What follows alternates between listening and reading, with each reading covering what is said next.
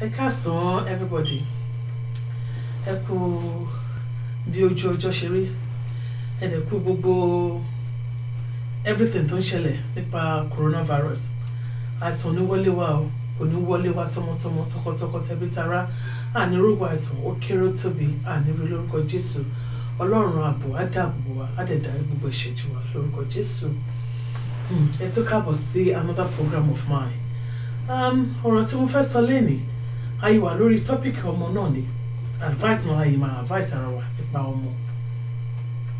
Mo wo fídíò kan lórí Facebook. Mo dẹ̀ tún ka story kan. Story yẹn lè ti pẹ́ díẹ̀. Bẹ́ẹ̀ tó wà lọ́kàn mi látìgbà tí mo ti ka story yẹn few months back. Pé ẹ jẹ́ ká sọ̀rọ̀ nípa story yìí. Story yẹn ni màá kọ́kọ́ fẹ́nu bà. Story ọmọ kan, mo sure pé some of us ti máa rí àti máa kà á because it went really viral. Story ọmọ yẹn sọ ní kí màmá òun tó ka note yẹn, ó ní probably pé òun ti máa kú. And it's true, kí màmá ẹ̀ tó ka story yẹn tó tọ́ ọmọ yẹn ó gbé ògùn jẹ ó parẹ́. Ìkúnlẹ̀ àbí ọmọ máa kú ọ̀rọ̀ ọmọ o. Mo wá jókòó, mo wá wò pé story tọmọ yìí tó narrate yìí, ó ń ṣẹlẹ̀ nǹkan tó ń ṣẹlẹ̀ lọ́wọ́lọ́wọ́ tó dẹ̀ tún ṣẹlẹ̀ òun ni. Kí ni story náà? Ọmọ yẹn ó ní problem kan. Mo rò pé whatever happened to the girl, ó ṣá fall into depression. Àwọn òbí ẹ̀ understand it, màmá ẹ̀ understand it. Then ẹni tí màmá ẹ̀ wá mú pé kó try, uncle ẹ̀ gangan tó wálé, ẹ mọ̀ uncle ẹ̀ náà, uncle lè relate sí ọmọ ẹ̀gbọ́n ẹ̀ náà, ọmọ ẹ̀gbọ́n dẹ̀ lè relate sí uncle. So ó dàpọ̀ uncle yẹn understand ọmọ yìí ṣá feel comfortable pẹ̀lú uncle yìí. Ó máa ń bá uncle yìí sọ̀rọ̀ according to the story. Ó máa ń bá uncle yẹn sọ̀rọ̀, wọ́n á jọ jókòó, wọ́n á sọ̀rọ̀. Ṣùgbọ́n torí wípé ọmọ yìí ó wà used mọ́ uncle yìí, ó feel comfortable pẹ̀lú uncle. Bóyá tó bá wà pẹ̀lú uncle, ó rí wípé mímí kan ò lè mì òun. The way tí màmá ò ṣe understand it, uncle understand it, which is a good thing. So ó feel free pẹ̀lú uncle yìí. But to the biggest surprise, uncle yìí take advantage of ọmọ yìí. Ó bẹ̀rẹ̀ sí ń bá ọmọ yìí sùn. Ọlọ́run alààyè. Ó bẹ̀rẹ̀ sí ń bá ọmọ yìí sùn. Nígbà tí uncle bẹ̀rẹ̀ sí ń bá ọmọ yìí sùn, ọmọ yìí náà feel pé ẹni tó understand òun á tún comfort òun, comfort burúkú. Á tún comfort òun, ìyá ọmọ nǹkan tó ń ṣẹlẹ̀. Kò sí anybody tó mọ nǹkan tó ń ṣẹlẹ̀. Ọmọ yìí ṣá wà. I think later on in that story, the same story, because it's a very long story. Ọmọ yẹn, uncle yẹn ó kúrò. Ọmọ yẹn ń pe uncle yẹn kò lè get through sí uncle yẹn. Ẹ mọ̀ òun náà máa jókòó báyìí pé máa wọ̀ báyìí pé kí ló ń ṣẹlẹ̀. Uncle tóun tó wà comfortable pẹ̀lú uncle tó bá. Ó mọ̀ pé nǹkan tóun ṣe wrong. Tòró sọ nínú article yẹn, ó lóun mọ̀ pé nǹkan tóun ṣe wrong. But ó ṣe because ó feel comfort nínú uncle yìí. Uncle àgbàyà yìí náà dẹ̀ continue láti máa ṣe. Ẹ wo, ẹ jẹ́ ká bára wa sọ èyí tó jẹ́ òótọ́ ọ̀rọ̀. This thing tá à ń sọ̀rọ̀ nípa ẹ̀, ó yìí tún go on títí dé ní ilé ní bá ṣe sọ yìí. Especially níbi tí àwa ti wá ní Africa.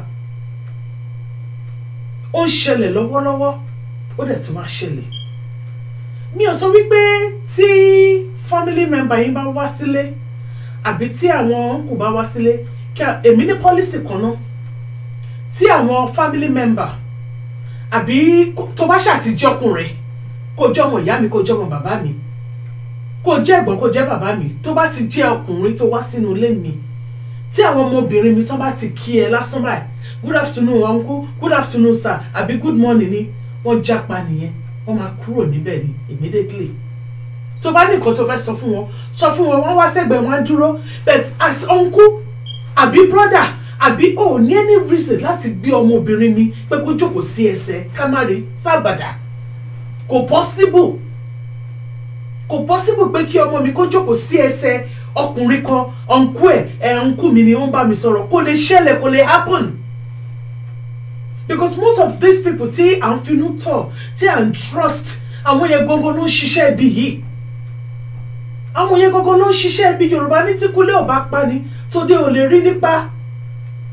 ẹni tẹ́ ẹ pè ní ọkú tẹ́ ẹ pè lábúrò màmí àbí àbúrò mi ọmọ ìyá mi ṣé mo rú ẹ̀mí tó ń gbénú ẹ̀ ni ọmọ mi ó ti ṣẹlẹ̀ sí ọmọ mi kò lè sọ̀rọ̀ jáde kò lè sọ fún yẹ pé màmí o nǹkan báyìí ọmọ mi ó ń find it difficult nínú ara ẹ̀ báwo ló ṣe fẹ́ sọ jáde ibi táwa dẹ̀ ti wá ní etí wa kò tọrọ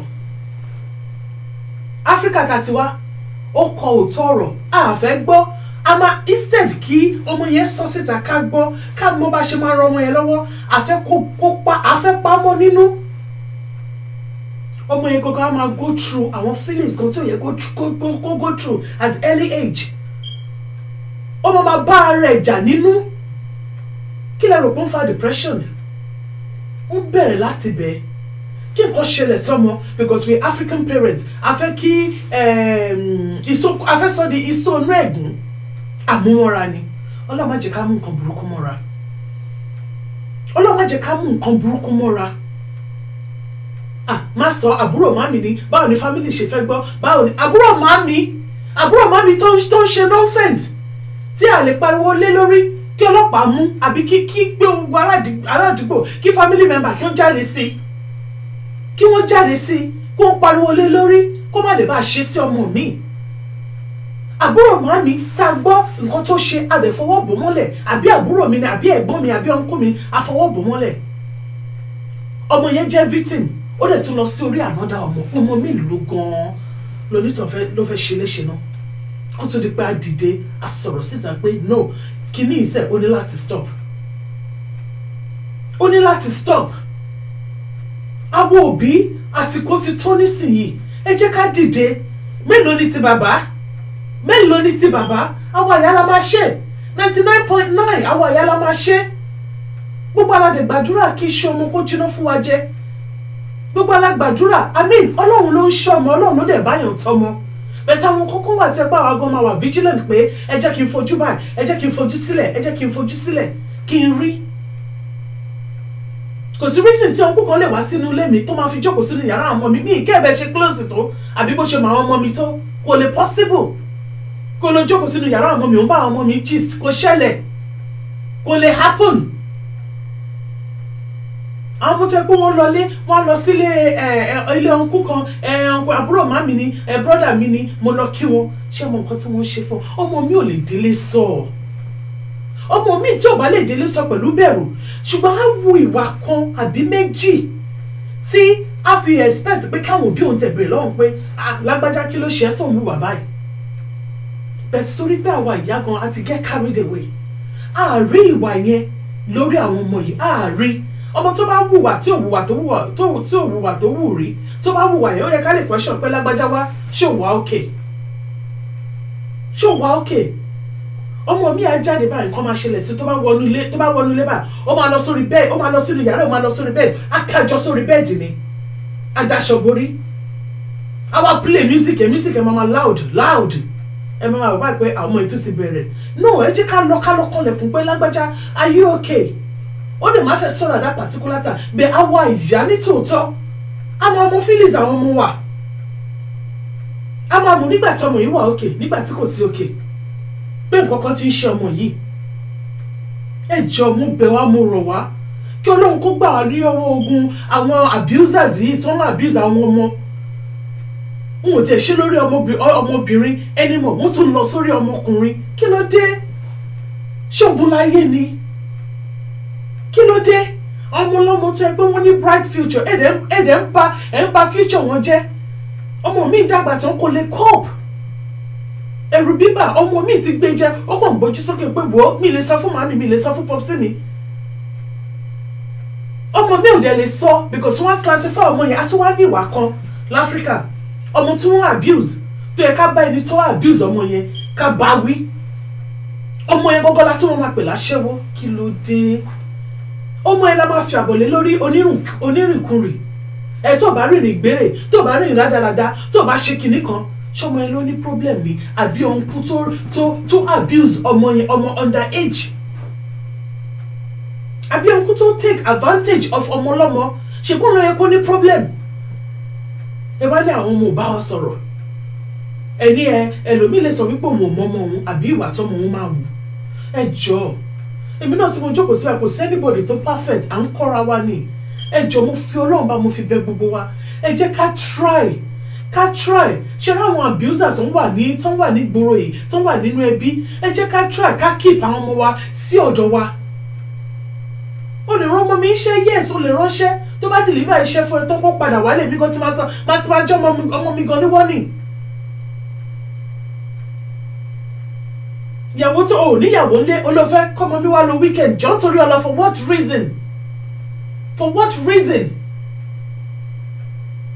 reason tí gbogbo ẹ bá lọ tó bá bọ̀ wà ní I'm sorry wà ló kí ó má bínú ṣé má bínú yẹn ṣó fẹ́ dá innocent ọmọ mi padà ni àbí nǹkan tó ti gbà lọ́wọ́ ọmọ mi ṣó fẹ́ dá padà ni kò lè dá padà náà ó ti fi bruce ilé ayé ìgan ogun ni lásán ká tó wá sọ wípé àwọn èèyàn tó damage ọmọ tá a tún bí ọmọ tí ò tí dàgbà tí ò tí máa san bill tí ò tí máa san wọlé tó dẹ̀ ní depression tó dẹ̀ ní nǹkan tó ń dojúkọ tí kò lè fẹ́ ṣàn ní school àbí ọmọ kan tí wọ́n bá gbé wo gbàgbé jàre ọmọ mi orí ọ̀fẹ́ Ọlọ́run ọmọ mi rí gbà tó pé a try bóyá a sunkún a ṣe àbí kó bá wọn ọ̀rẹ́ sọ̀rọ̀ kó láwọn ọ̀rẹ́ gidi kí wọ́n advice ẹ̀ kó ṣe kí gbogbo ẹ̀ kó kúrò lára ẹ̀ bẹ̀tí ó yìí máa wà nínú ọkàn ẹ̀ ọmọ mi dẹ̀ ní ó ń gbàbẹ̀ ó ń ṣe opposite gbogbo ọmọ tó ń rìnrìn kúrì àbí gbogbo ọmọ tó ń mú gbó tó ń mu sí ẹ̀rọ pé ó wù wọ́n ni kò wù wọ́n náà something happened ìkọ̀kan ṣẹlẹ̀ ló drive wọn síbẹ̀ I'm not saying it's right pé ẹ jẹ́ ká wo òbí àwa ìyá gan ká jẹ́ ẹni tó ń jókòó tó observe nǹkan ọmọ máa wọlé àwa ìyá kan ti wà lórí fóònù àti ìròjọ́ ẹjọ́ ẹlẹ́jọ́ ọ̀rọ̀ ọlọ́rọ̀ so báwo la ṣe fẹ́ notice ọmọ mood tọmọ gbé wọlé a wà lórí fóònù àrí tọmọ kan ṣe àbí akànjókòó àwọn fíìmù yìí náà ni ọmọ máa sunkún àkínà ń sunkún fún wọ́n lágbájá bá mi wo ọmọ yẹn ó ń sunkún fíìmù yẹn là ń wò kí ló dé ṣe bá ní ìgbésí ayé wa làwọn ọmọ wa ni ṣebí we live for them gbogbo nǹkan tá à ń ṣe náà tá à ń jí láàárọ̀ tá à ń lọ síbi iṣẹ́ tá à ń struggle àwọn ọmọ náà ni kí future wọn kó lè bá dáa tá a bá ń plan kí future wọn kó lè bá dáa kò kí ń ṣe nípa owó nìkan mo fẹ́ kọ́lé mo fẹ́ ra mọ́tò mo fẹ́ ṣe fọ́mọ mi kò kí ń ṣe nípa ìyẹn nìkan ìyẹn material ni ohun ayé ni báwo ni wọ́n ṣe feel nínú báwo ni wọ́n ṣe ń ṣe àwọn òbí mi aláwọn ọmọ wa they are perfect kọ́lọ̀ fún gbogbo wa lọ́mọ tó perfect ọmọ tí ò ṣìwàwù but ọmọ máa tó stage kan á fẹ́ ṣe ọwọ́ gbé gbogbo àná láti dàgbà rí náà ọmọ adé stage kan á fẹ́ ṣe bí pé yes èmi náà wà ń bẹ̀ mo wà nígboro mo wà ń bẹ̀ kí ó ṣàtìmọ̀ mí kò kí ń sọ̀rọ̀ jàgídíjàgan a máa pè wọ́n ní pẹ̀lú ìfẹ́ kódà a máa lo example ìgbésí ayé wa gan a máa lò fáwọn ọmọ yìí àwọn kan máa jókòó ọmọ lọ́pọ̀lọ́ náà ọmọ yóò stupid at all wọ́n á jókòó wọ́n á rò bí tí èèyàn ti bẹ̀rẹ̀ wọ́n á rò bí tí èèyàn wà ń sìn wọ́n wá rò bí tí èèyàn tí àwọn gangan tó fẹ́ gbé ìgbésí ayé wọn gbà. irú èmi sì tí bá fẹ́ pè àwọn ọmọ mi mo máa kọ́kọ́ pè gbogbo orúkọ wọn pátápátá ni kó tó di pé mo pè kan ọmọ mi sọ fún mi the other day ó ní mọ́mí I wouldn't like to be like you when you are calling name ó ní because wọn ò ní bímọ púpọ̀ ó ní bóyá méjì mẹ́ta ó ló ti tó òun ó ní this one that you will call the whole name before you even get to the third one àbẹ́ yìí tẹ́ fẹ́ pè gangan mo lè jókòó mo wò bá mo ní ṣe ra àwọn ọmọ yìí but òótọ́ ọ̀rọ̀ ni òótọ́ ọ̀rọ̀ ló ṣàsọ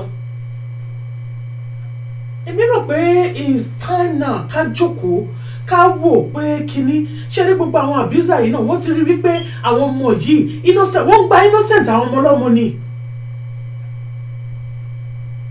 wọ́n kàn fi tiwọn wọ́n kàn fi kó bàtà àwọn ọmọ ọlọ́mọ kò dẹ̀ yẹ kó rí bẹ́ẹ̀ kò yẹ kó rí bẹ́ẹ̀ ilé ayé yìí wàhálà wà ogun wà ìjà wà gbogbo ẹ̀ wà gbogbo nǹkan tí àwa ní ẹ jẹ́ ká rà Ọlọ́run ló ń ṣọmọ yes Ọlọ́run ló ń ṣọmọ bẹ́ẹ̀ Ọlọ́run ò ní sọ̀kalẹ̀ wá kó wá mú ọmọ kó ní mo fẹ́ ṣọ́ ẹ fún títì, mo fẹ́ ṣọ́ ẹ lọ sọ́dọ̀ àǹtí kan, mo fẹ́ ṣọ́ ẹ lọ sọ́dọ̀ òǹkú kan.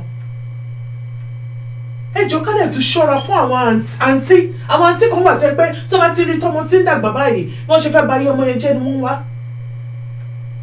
Wọ́n máa wò báyìí pé ẹ ṣáwọn lè lò àǹtí kan tó ń gbé ìgbésí ayé tó fọ́nì. Ọmọ tó rẹ̀ tó ti ń di young lady kí ló fẹ́ fi ìgbésí ayé ọmọ yẹn ṣe? Òun náà máa fẹ́ introduce ẹ̀ sí nǹkan tó ń ṣe ni. Wọ́n fẹ́ wá èèyàn kúnra. Ẹ jọ̀ọ́ mo bẹ̀ wá, mo fi Ọlọ́run bá mo fi bẹ̀ wá, àwọn òbí ẹ jẹ́ ká try.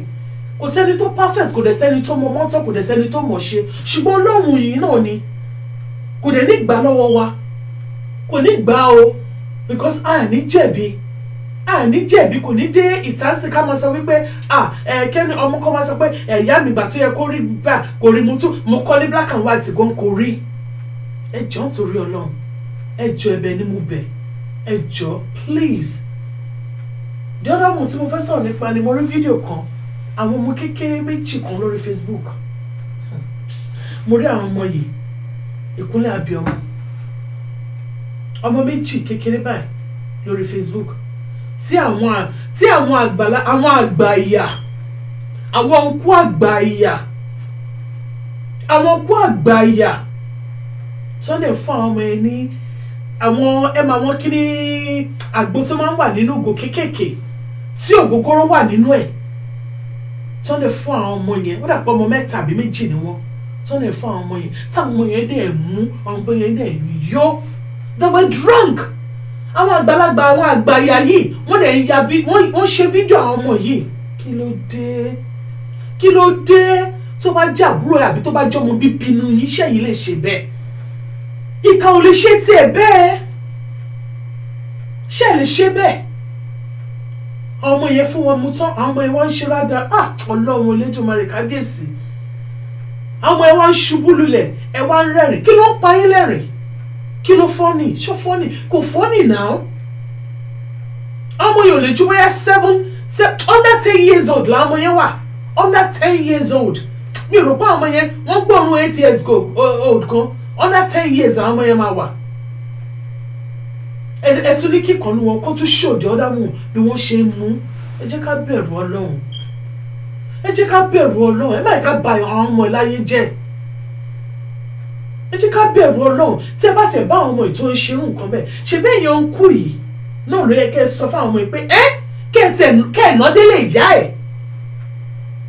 Kẹ́ ẹ̀ ná délé ìyá ẹ̀. Kí yẹ̀gàn má lè lẹ́nu sọ̀rọ̀ àbí tí yẹ̀gàn bá lẹ́nu sọ̀rọ̀ kó ní pé kí ló ṣẹlẹ̀ kẹ́ ẹ sọ fún pé màmá níbo lẹ wà tí mo rí ọmọ yín tó ń ṣe báyìí wo nǹkan tọ́mọ yín mu. Kí yẹ̀gàn kó tún sọ ọmọ yẹn nídìí kó ní jókòó síbẹ̀. Ẹ tún sọ̀rọ̀ sí pé màmá ẹ tọ́jú ọmọ yìí o nǹkan kan ò gbọ́dọ̀ ṣe o. Ẹ̀yin gangan lẹ wá pàdé àpòpọ̀, ẹ̀yin lẹ wá di bàbá area father, lẹ di ọ̀nkú àdúgbò, lẹ wá fún àwọn ọmọ yẹn ní nǹkan tí ò yẹ kí wọ́n mu. Ẹ jọ̀ọ́ nǹkan tí èèyàn bá ṣe òṣùwọ̀n kan náà ló máa fi wọ́n fún yàn. Òṣùwọ̀n kan ni. Ẹ má bà ayé àwọn ọmọ ọlọ́mọ jẹ́. Ṣé bẹ́ẹ̀ náà máa di bàbá àbí tẹ́ bá di bàbá tẹ́ bá jẹ́ pé bàbá lẹ́yìn náà ṣe bí ẹ̀yin náà ti bímọ. Àwọn ọmọ ọlọ́mọ tẹ́ ń ṣe báyẹn kí ló dé? Tẹ́ bá ti fi ọtí yẹn tó bá ti wà ọmọ yẹn lára tó bá jẹ́ pé all the time lẹ́ fún wọn á di nǹkan tó yẹ pé àwọn yẹn máa wà addicted to alcohol. Wọ́n ṣàfẹ́ máa mọtí ni. Ọ̀pọ̀lọpọ̀ àwọn èèyàn là ń rí tó jẹ́ pé ọ̀mùtí ni wọ́n tó dẹ̀ jẹ́ wípé at the later on kidney wọn àbí liver wọn ó máa damage ni. Ẹlòmíì ń gbabẹ̀ kú tí ò bá rórí ọ̀fẹ́. Ẹlòmíì ń gbabẹ̀ kú tí kò bá rórí ọ̀fẹ́. Ẹ jọ̀ọ́ àwa màmá ẹ jọ̀ọ́ gbogbo táwọn àgbàlagbà máa jókòó tí wọ́n máa jókòó bóyá ní mostly ní Africa ṣé London ṣé ẹ jọ̀ọ́ ọmọ ti lọ sí bed tí wọ́n máa jókòó sábẹ́ igi kan àbí tí wọ́n máa jókòó síbì kan tẹ́ bá ti rí àwọn ọmọ kéékèèké láàrin wọn ẹ pọ́ ọmọ yín. Torí gbà mí wọ́n lè máa sọ̀rọ̀ tí ò yẹ kí ọmọdé gan kó gbọ́ kò kí ń ṣọtí lásán.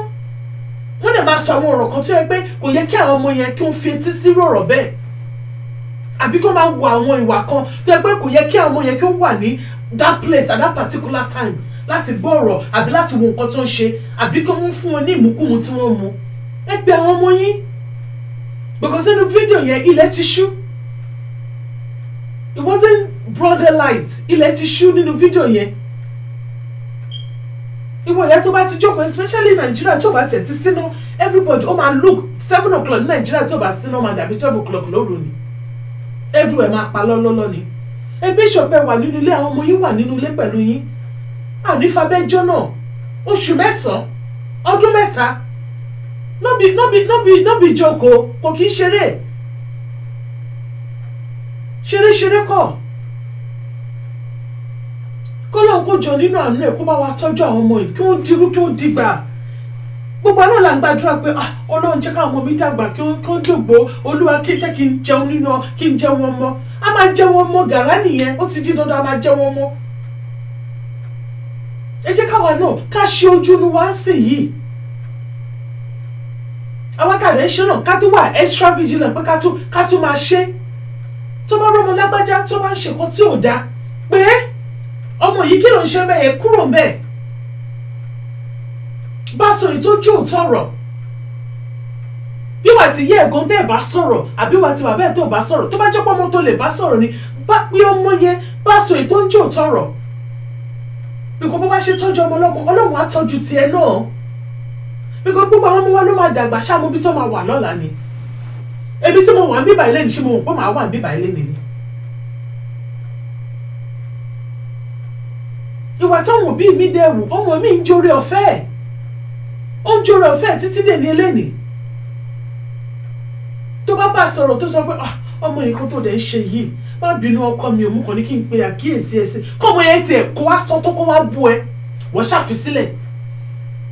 Kò sí wọ́n náà mọ ibi tí ọmọ ẹ máa dé lọ́la àbí ibi tí ọmọ ẹ wà ṣé ọmọ ẹni tó ń tọ́jú ẹ̀ ní ṣé ọmọ áńgẹ́lì tó ń ṣe aláàbò lórí ẹ̀ ní ṣé ọmọ áńgẹ́lì tó ń ṣọ́ ni. Ṣé báàánú ni gbogbo wa rí gbà, ṣe bí oore ọ̀fẹ́ ni gbogbo wa rí gbà. Ẹ jọ̀ọ́ àwọn òbí, Ọlọ́run á jẹ́ kí Ọlọ́run máa fún wa ní agbára láti jẹ́ òbí rere, láti lè ṣe bó ṣe yẹ ká ṣe, kí ọ̀run kó dẹ̀ gbà fún wa, kó gbà fún wa ni. A máa try náà ni nípa àdúrà ni, kò sóhun tàdúrà ṣe tì pé kí Ọlọ́run kó la àwọn ọmọ wa ní etí inú. Bàbá ṣe ń bá wọn sọ̀rọ̀ tó bá ṣe ń gba tí ọ̀tún wọlé kó má gba tòsì jáde, kó jókòó sínú ọkàn wọn, kó ṣe wọ́n láǹfààní. A lot of our ìyá tá wà lẹ́nìí tá bá tún jókòó tá bá tún rògbé sára tó wò bá pé ká sọ pé ìyá mi dẹ̀ ti ṣe báyìí ni o, mi ìbá má tọ́nà àlàdísò bẹ́ẹ̀ mo yìí dúpẹ́ fún Ọlọ́run níbi tí mo wà, mo yìí dúpẹ́ fún Ọlọ́run níbi tí mo wà. Ẹlòmíà tí o bá ká gbégbà tí mo gbé ọwọ́ yìí ìyá mi ṣe báyìí ni kinní kan igbá wo. Ẹ jọ̀ọ́ nítorí Ọlọ́run, ẹ jọ̀ọ́ nítorí Ọlọ́run, ẹ jẹ́ kí gbogbo wa jókòó ká wá àwọn ọmọ yìí. Àwa náà la sọ wípé àwọn ọmọ yìí ní ọjọ́ ọ̀la wa, they are our future. Àwọn kan ní mistake tó bá tó stage kan tí ọmọ ti dàgbà láàrin ara wọn, ó ní àwọn mistake kan táwọn ọmọ gan máa ṣe fúnra ara wọn tí a ò ní sí ń bẹ̀. Kò tó bá dàgbà tí wọ́n bẹ̀rẹ̀ sí ń gbé, wọ́n máa ṣe àwọn mistake kan, they are bound to do it. Nature ni. Ọmọ máa rá kó tó di pé dìde bẹ̀rẹ̀ sí rìn bẹ̀rẹ̀ sí sáré, wọ́n máa ṣe mistake yẹn gangan. Ẹ má jẹ́ kí káwọ́ tìyá títàwọ́ tìyá bá jẹ́ 95% nínú ìgbésí ayé wọn. Ẹ jọ̀ọ́ kí ni àwọn kan fẹ́ fi ṣe mistake tiwọn náà. Àwọn tó wà lẹ́sìn wọn ò tí ì mọ bí èèyàn ṣe ń san bill, bó ṣe máa sanwó lé bó ṣe máa wọn ò tí ì feel ẹ̀. Very soon they will all go. Àwọn náà máa nílé tiwọn náà, wọ́n máa nílé tiwọn, wọ́n máa ní bill táwọn náà máa san, wọ́n máa rí bó ṣe ń rí. Àwọn kan need energy yẹn at that time, wọ́n need ẹ̀. Ẹ jọ̀ọ́ mo bẹ̀ everybody, ọ̀rọ̀ mi lẹ́ni kò ní jù báyìí lọ. Ẹ jọ̀ọ́ ẹ má bínú bí mo ṣe lè mọ̀ sọ, bí mo ṣe lè sọ, bí mo ṣe mọ̀ sọ, ó ní mo ti sọ. Ọlọ́run á fún gbogbo wa ní ẹ̀mí gígùn á fún wa ní àlàáfíà ká lè bá ṣe yá àwọn ọmọ wa kalẹ̀ o ànírógun dààmú lórí wọn o ànírógun káwọlérè fẹsẹ̀ jọlẹ̀ o ànírógun wàhálà o pẹ̀lú gbogbo nǹkan tó ń gó hàn nílẹ̀ ayé ń sìn Ọlọ́run á fi ààbò ẹ̀bò wá o àwọn ọmọ wa ònírógun àìsàn àwa náà ònírógun àìsàn o ànírógun dààmú o Ọlọ́run á dárí gbogbo ẹ̀ṣẹ̀ jì wá á bá wa kó gbogbo ẹ̀ nílẹ̀ o please and please and please everybody keep safe o coronavirus is real ẹ̀yin ará Naija coronavirus is real o kò mọ olówó kò mọ tálákà kò mọ alákọ̀wé kò mọ ẹnìkan o ẹ jọ̀ọ́ nítorí Ọlọ́run ànírógun àìsàn tó kéré àìsàn tí kò gbóògùn kò ní wọlé tọ̀ wá wá o ànírógun àìsàn ẹ ṣé gan everybody. I'm really grateful for listening to this video. Please try and share this video. Thank you very much. God bless. Bye.